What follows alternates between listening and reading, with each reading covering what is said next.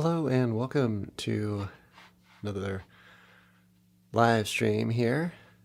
Today I'm going to talk a little bit about some of the recent things I've been placing out there. Looks like we have a slight issue here with the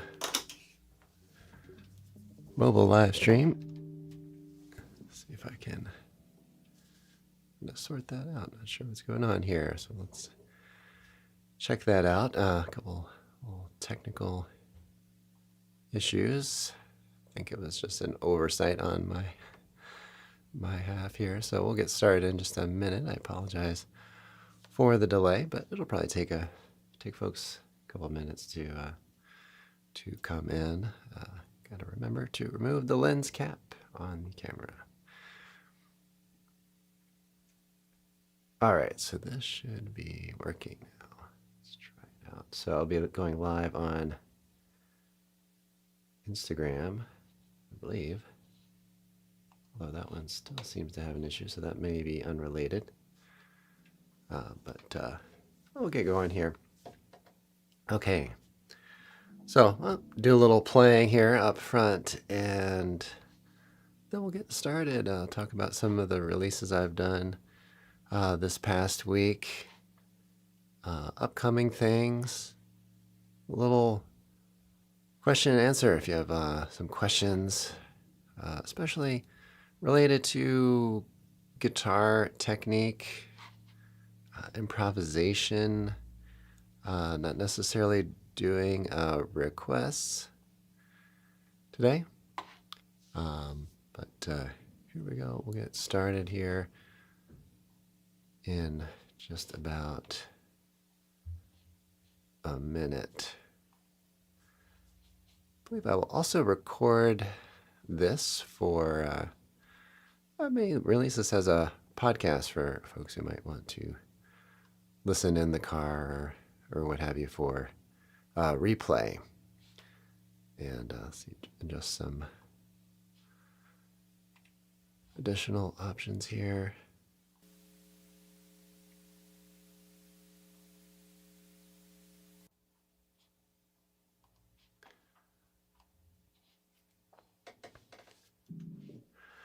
All right, good morning, John Maines. How's it going?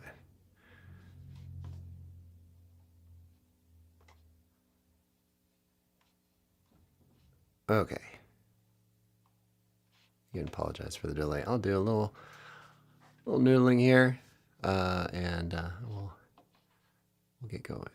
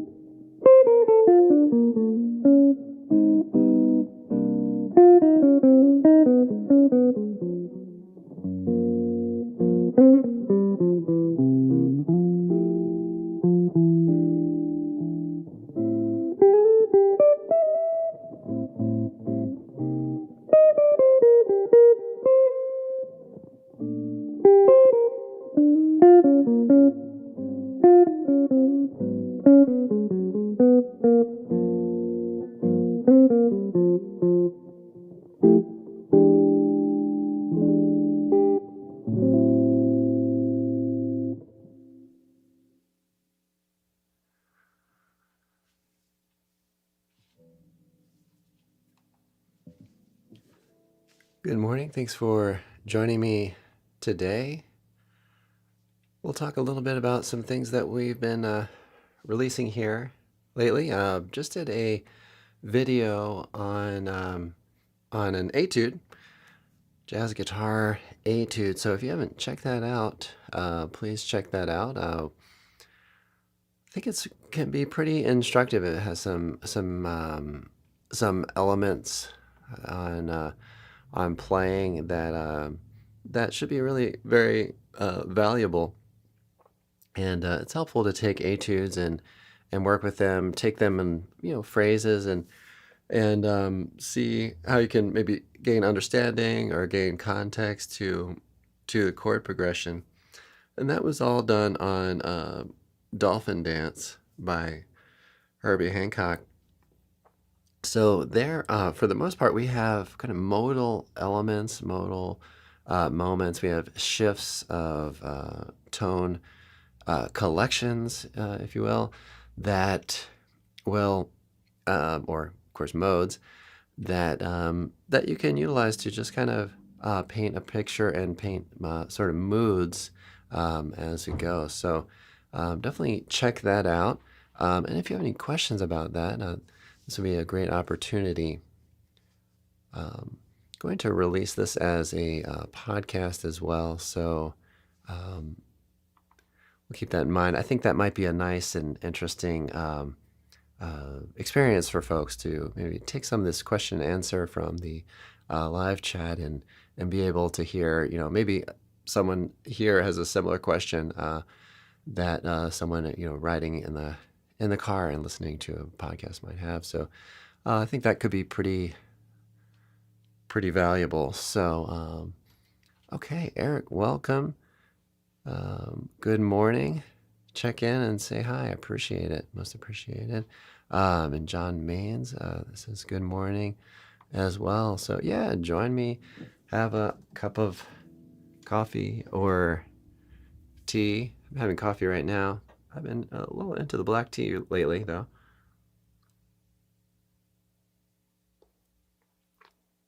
So join me here.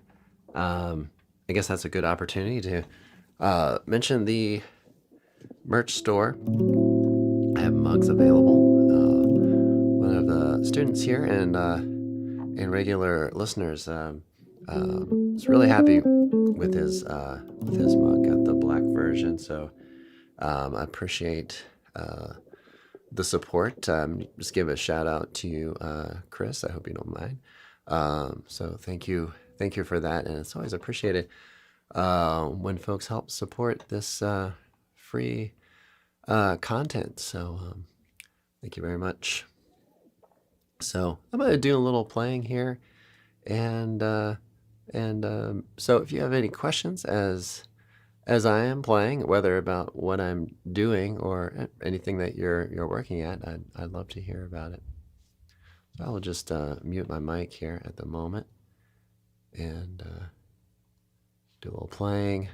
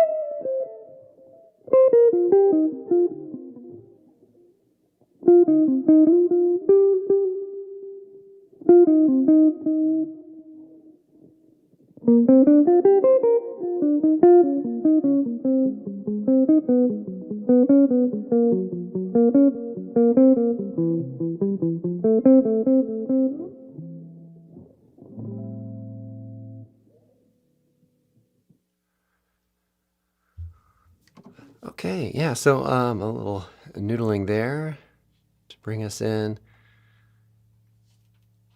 Let's talk a little bit about modes, kind of chord scales, things of that nature. So why don't we discuss, I guess, dolphin dance, at least to some extent. You know, there are moments in that tune where we have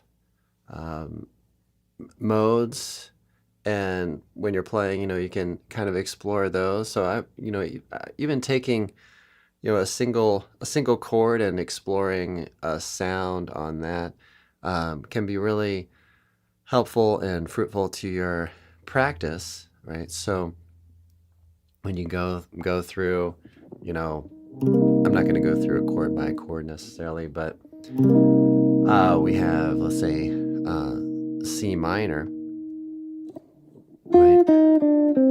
Kind of explore here, you know, let's explore a couple of things here. So let's say you play C, a Dorian kind of sound. So what happens when we go to A flat major 7 with a sharp 11? We're going to have a different kind of palette. So then you can kind of think, well, if we have a Lydian type mode, right, how does that relate to C, and how does that change the note collection that we had right there, right? So if we have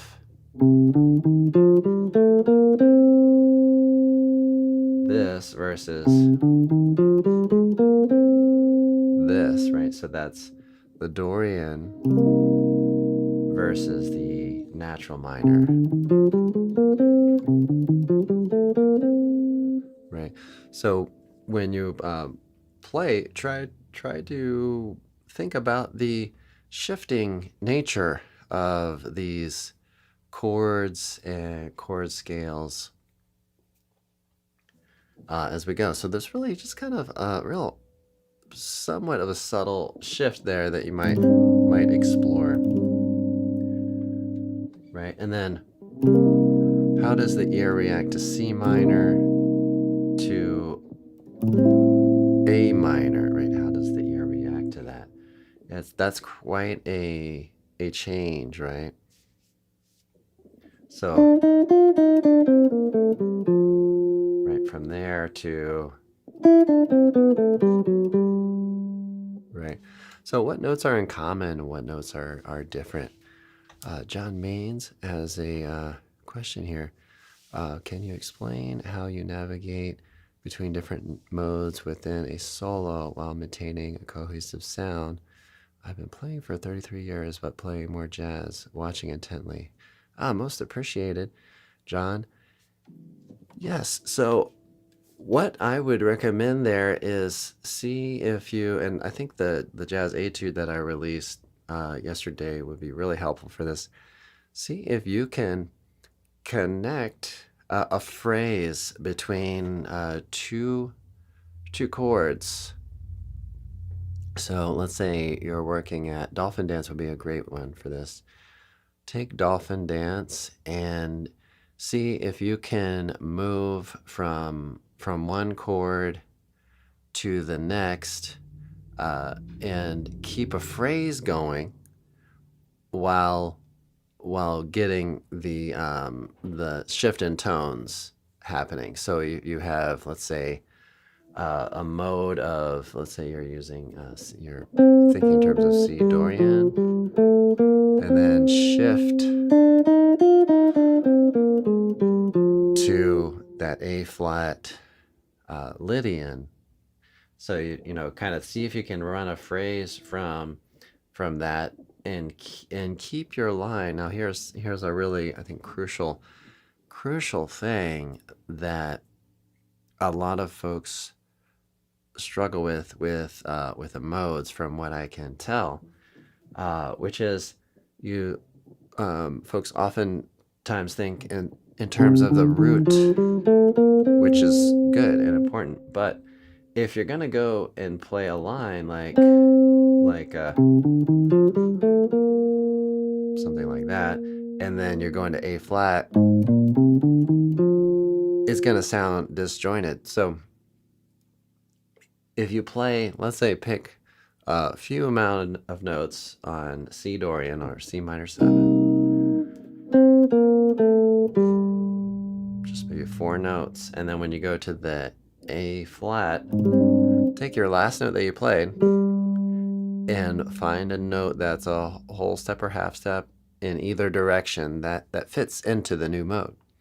And that way you have a little bit of coherence, like your or cohesive sound, where you're moving in a linear way through the changes, right?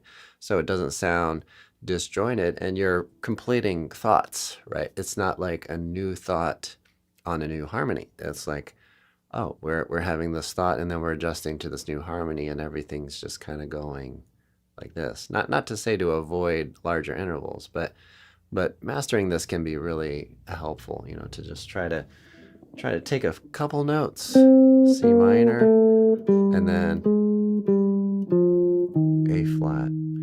And then I play the root on A flat, so you might try to not necessarily avoid that, but try to use roots sparingly. So, you play something like, let's say we were C Dorian, and then A flat, right? So those commonalities and those differences, and then when you're playing a phrase through harmonic changes, work at this really simple concept, which is when you have a new chord happening, or new harmony, a new palette of tones, a new mode, play in a stepwise direction up or down from the last note that you played on the previous harmony. And in the etude, you can actually see and hear this quite a bit. And then there are some other elements that you can do when you've got that really kind of down. You can start playing or suggesting the harmony that comes up early on a change, which you'll see in that etude. You can also delay. You can stretch and expand harmony and all that. So those are some elements I would recommend in that respect. So let's take a moment to encourage folks to like and subscribe, and turn on notifications so that you hear about the live streams that come up, or any new things that come out. All interactions really do help out the channel quite a bit. So working to spread the word here without a lot of flashy elements or anything like that. I do want to possibly make the thumbnails as attractive as possible, but kind of part of this channel is sort of the maybe philosophy behind it is to really, in a sense, kind of avoid trends, really try to get into the fundamentals. So focus on fundamentals, and let your personal or just human expression shine through. So I don't focus a lot on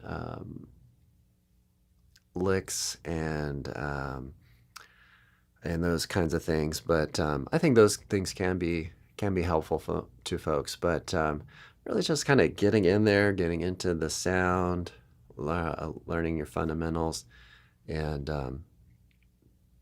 that's one thing that I learned. I was fortunate to learn from folks, some really great teachers and musicians. My I took double bass lessons from Steve Novosel many years ago, and he really emphasized, fundamentals, master your fundamentals. And so I've taken that to heart, and and I really can see nowadays that really is the avenue to things, I believe. So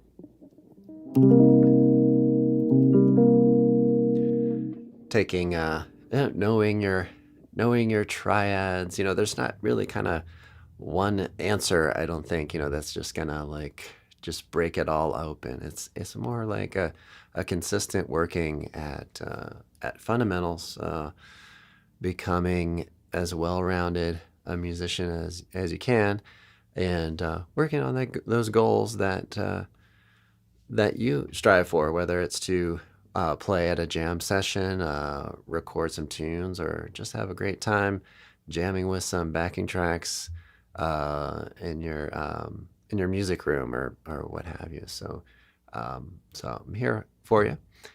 And yeah, so like I was talking with a student yesterday, focus on different numbers of tones, like work on triads. Right, we've got 3 notes. We have pentatonic type scales and heptatonic. I don't think that word's thrown around that much, but 7-note scales. And there are some, even note scales in between even as well. So focus on those things and see where that can lead you here a little bit.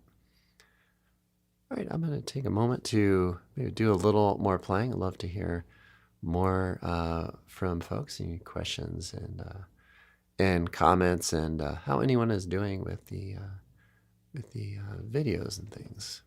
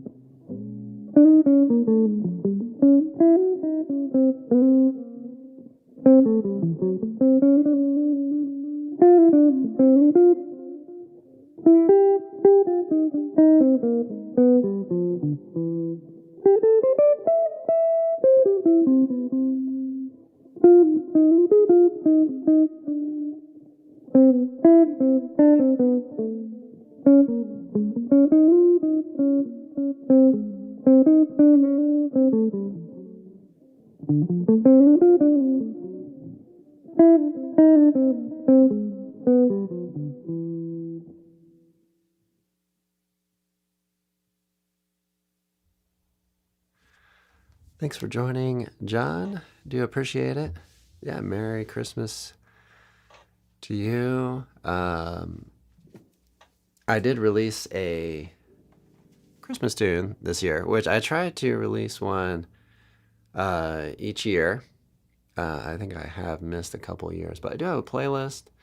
Check it out. I've got it featured up on my channel page, Christmas tunes.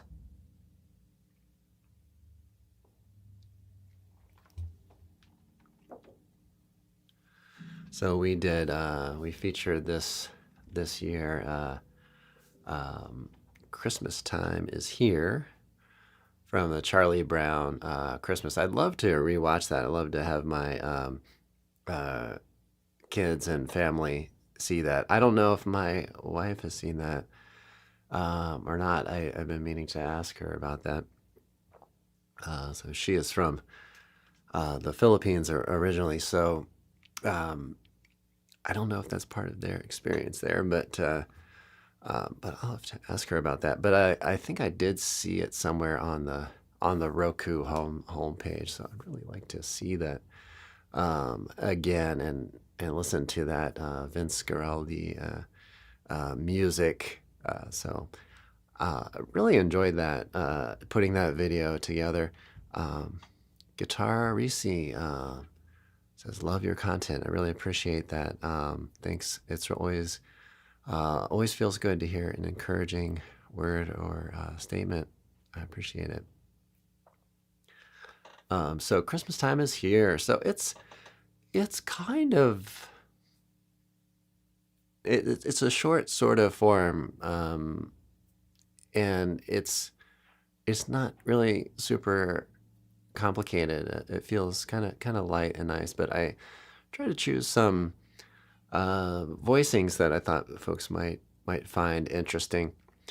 And maybe I'll talk a little bit about the process on how I put things together and how I oftentimes learn tunes in general for myself. Generally, the first thing I do is start listening to a few people play. That's changed a little bit now with how things come out, but so generally on learning like standards, for example, I would listen to as many singers as I could find, right? Because singers will tend to stick to the melody. The issue with that, which is actually kind of a benefit in a way, the issue with that is that they oftentimes play in different keys than you might end up calling it on a gig or a jam session or something like that. So, but what you can do, there's software, that can adjust to the keys without changing the speed. So those things are now independent, with the digital files and stuff. So you can adjust that in, and then of course, if you play in a lot of different keys, then you know your original key that much better. But then I'll also listen to instrumentalists and how they interpret the sound. So that's a little bit of a word of advice for learning tunes in general, which is start with singers. Ella Fitzgerald, Sarah Vaughan. There's a pretty somewhat long list, but Ella's really great because she generally does all the verses, so then you can at least get familiar with some of that content.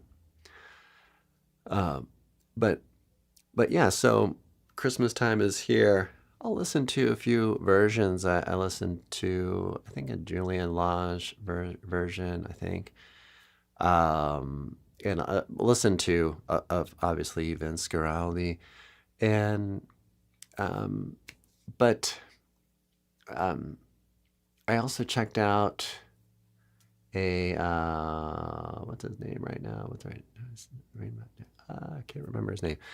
But I listened to a little video on some playing for that. I think it was actually a lesson video, and so I'll take some influence from various sources like that, and then I'll kind of put my own preferences on some things, and then I kind of work it, refine it, and then come up with an arrangement basically. So that's usually my process on that. So hope you enjoy that. It's not super terribly difficult, but challenging enough maybe. I do know that some of the arrangements may be really tough on the channel, so I'm trying to bridge that gap between too difficult and kind of fun to play. But just to get you kind of started on this, and I had a question in the comments when I did this, which I do believe I answered. So if you have and so if I play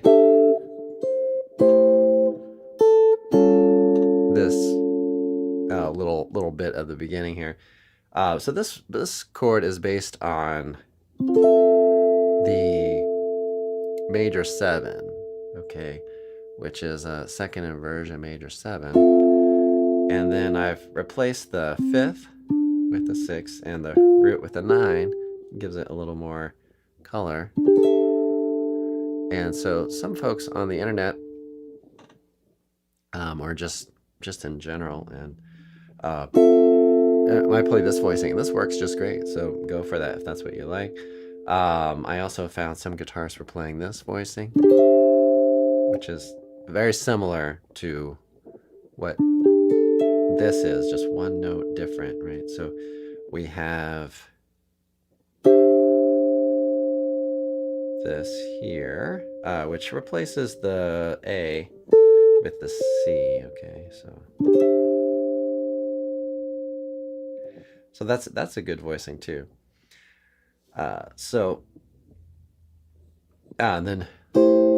Then here, I think some folks are doing, folks I listened to did the first inversion.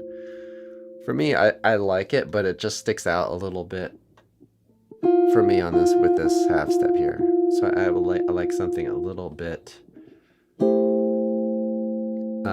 don't want to say smoother, but a little bit less dissonance there on that. So having this, which kind of looks like A minor 7, in the context of F, right? That's F major 9. Okay, and then this is just very, very cool voicing, the E flat 9 with a sharp 11. Right, so this is rootless, but you know, when you go to study some of these things, try the root type voicings, like this one, and get good at replacing the root with some tone like the 9. Right. That's there.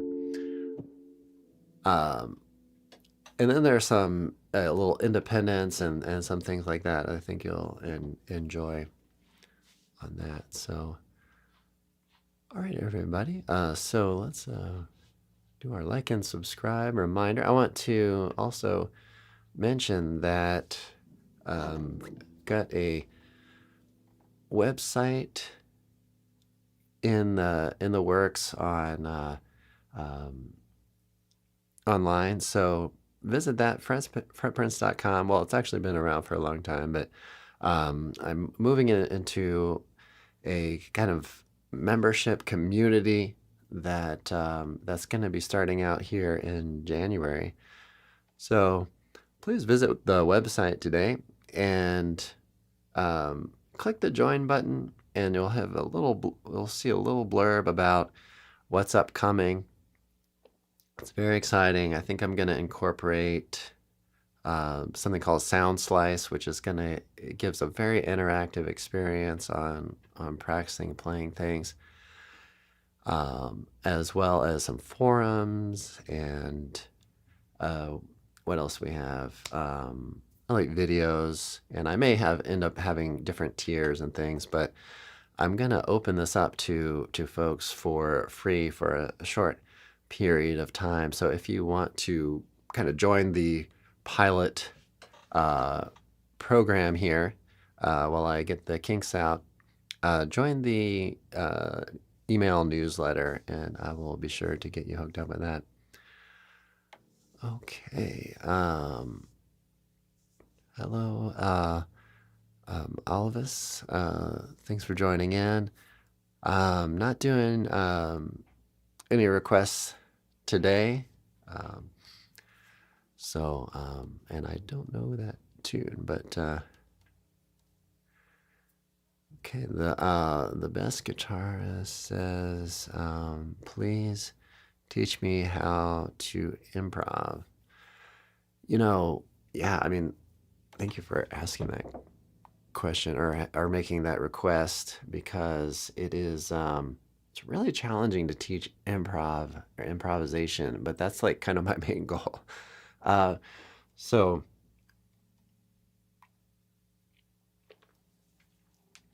quick sip of coffee here. Yeah, so one thing I would try to do is make sounds on your instrument and make them a little bit randomly, explore it like a puzzle, and try things, try things out. There's this, kind of slight danger in that where, you may end up just being kind of noodling. And in my opinion, I think that's okay as long as you're uh, compartmentalizing your uh, interaction with the instrument, right? So you want to say, okay, am I practicing right now? And there are two big compartments of that, I would say, is am I practicing or am I playing, right? Those are the kind of two main areas. So when practicing, you're doing something really specific, you're working on a specific issue, you're trying to get better at a really specific thing. And, like I said, taking two chords from a tune like Dolphin Dance and just getting really good at doing like specific things. Like let's say you're going G major 7 to A minor 7. That's a little bit challenging.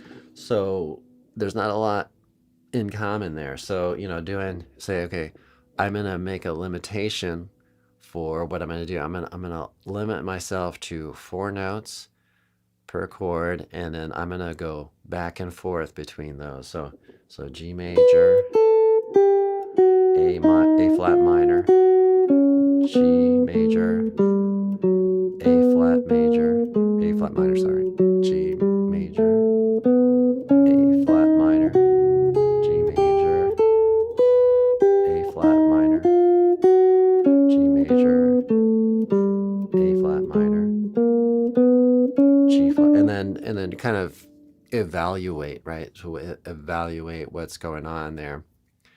But I think with the nature of our interactions with our instrument, it's important not to be too constrained too much of the time. So you might do something really specific like that for like 10 minutes, 15 minutes, and then maybe to stop and take a breather, evaluate like what are the weaknesses there, what is vague, what is really strong, and then evaluate and then come back to it. Take a break, maybe play a little bit, just noodle. But you have to understand that you're noodling, right? So that's I think the important differentiator there. But I think to improv, you have to want to just try stuff. What does this sound like? Try not to only sound good all the time. Try to be like, okay, well, I wonder what this would sound like, or yeah, okay, maybe that does sound bad, or maybe this does sound good. So I think a little just kind of trying stuff. So well, let me get to some questions, but I do want to say like let's say if you're cooking, and I'm not good at cooking, but if you're baking, you have to be really like precise, right? You have to really get your measurements right. So that's like kind of like the practicing sort of thing. If you're cooking, then you don't really have to measure the oil. You don't really have to measure the salt. You don't really have to measure the spices. You can throw stuff and try this, that, and see how it turns out. And it's probably going to taste pretty good. So I hope those draw a little bit of an analogy between playing and practicing, right? So practicing would kind of be like the baking thing where you just really want to get into the details, get into the fine grained materials, where as like cooking a dish or something, you're just kind of trying stuff, or you can do that, right? So Got a comment here. I've tried to hit chord tones and just do things blindly. It's a lot harder to play the chord tones and make it sound connected. Yeah, I think try to maybe have a perspective switch on that a little bit, where you say, um, oh, chord tones are consonant and non-chord tones are more dissonant in general, and then just try to get more specific with how scales and chord tones overlap and how they kind of relate to chords. So our musical system, or Western music, it's very developed in harmony. So we want to really connect to harmonic context all the time. So when we, and maybe not all the time, but most of the time. So that's why I say to folks, definitely have a harmonic context to almost everything that you do, so that you're just into the sound. Is this, if you're playing an arpeggio, I would change it from the perspective of, okay, I need to play this arpeggio over this chord. Try to just think of it more in terms of, and it's kind of like doing the same thing, but changing a perspective, which is, when I play these tones that are in the specific chord, they are going to sound fairly consonant. And if I play notes that are in between, those are sound more dissonant, right? So if you have, like we talked about C minor earlier. So if you have the chord tones of that, those are going to sound fairly consonant. And then you have the chord tones, non-chord tones, right? Those are going to sound more dissonant. And then if I play, let's say, an 8-note kind of bebop-ish sort of scale. Now, if you play those, and also when you play chord tones is going to matter, right? If you play, and there are examples of this in the jazz guitar etude that I just released on Dolphin Dance. There are examples where I play actually the dissonances on the strong beats and the consonants on the end of the beat. And then you can, of course, do the opposite of that, which is going to more generally outline the changes. So are you creating tension, or are you creating dissonance? And one is not bad and one is not good. You got to just ride this wave of tension release all the time. So, but if I play on C minor 7 and I'm going 1 and 2 and 3 and 4 and 1, you notice there that all those chord tones are on the beats, the 1. So 1, 2, 3, 4, 1, 2, 3, 4, 1. So when you play the chord tones, those are arpeggios. When you play the non-chord tones, really matters. So mastering on the beat consonances and off the beat dissonances is an important element to that. So make it sound connected. Mix things up, do different inversions on the chords. Okay. Steel licks too. Licks are great. If I hear some line from a particular solo, absolutely. I would take that. There are cliches in language. There are cliches in music. So I think that's good to have something a little bit recognizable too. Like I was listening back to my solo as I was transcribing it, and and I was like, where have I heard, kind of that rhythm that I started out with, and I was thinking back, and I was like, oh, that's kind of like 26-2, John Coltrane, that be da da da da da. So as you like explore all this music, subconsciously you're gonna develop this whole language that you can utilize, and sometimes lines show up, and you're like, wow, I feel like I've heard that before. I remember I was playing a hotel restaurant gig, and another musician came uh, to hear me. He said, oh, I heard that Matheny line that you played, and I thought, really? Okay. Yeah, it's yeah, maybe you did. But that may not have been a conscious effort, but these things go, just they emerge over time, as you study, because I really had been studying Matheny quite a bit leading up to that date. So John Main says, what's your take on improv between two players, call and response? Say, like when I play a gig with a less experienced player, like two, yeah, maybe two. Oh, okay, got it. You're correcting that. Yeah, yeah.